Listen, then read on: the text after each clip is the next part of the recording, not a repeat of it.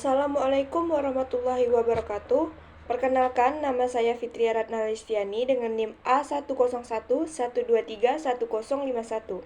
Di sini, saya akan menjelaskan tentang pembunuhan berencana terhadap anak kandung oleh ibu di Tanah Laut, Kalimantan Selatan pada pertengahan Juli 2023.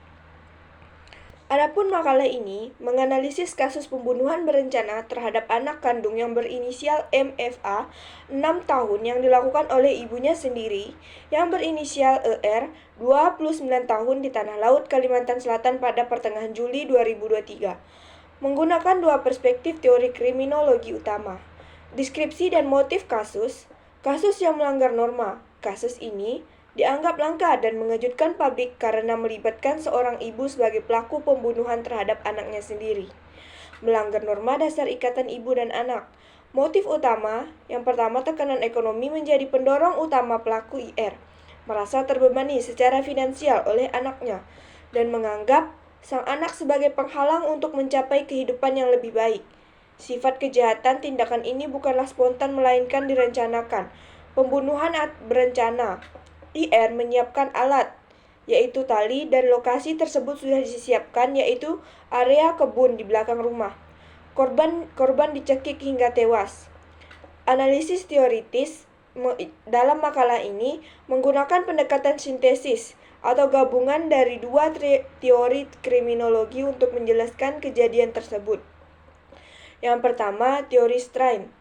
Teori ini menjelaskan pemicu atau trigger kejahatan, yaitu tekanan yang muncul dari kesenjangan antara tujuan budaya, keinginan untuk hidup makmur atau bebas dari beban ekonomi, dan cara-cara yang sah atau akses terbatas terhadap pekerjaan atau pendidikan untuk mencapai tujuan tersebut.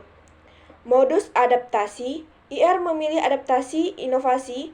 Ia menerima tujuan untuk bebas dari beban ekonomi, tetapi menolak cara yang sah dan malah menggunakan cara ilegal dan kejam.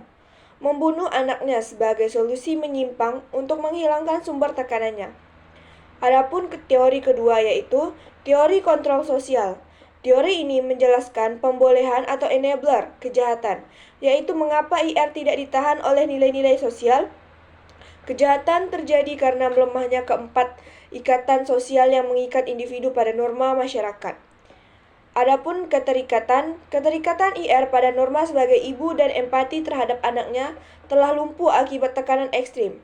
Komitmen, IR merasa tidak memiliki investasi masa depan cerah atau karir untuk dipertahankan sehingga merasa tidak ada yang bisa hilang jika melakukan kejahatan. Adapun keyakinan tekanan berat mengikis keyakinannya pada norma moral bahwa membunuh anak adalah mutlak salah, digantikan oleh keyakinan menyimpang bahwa itu adalah jalan keluar.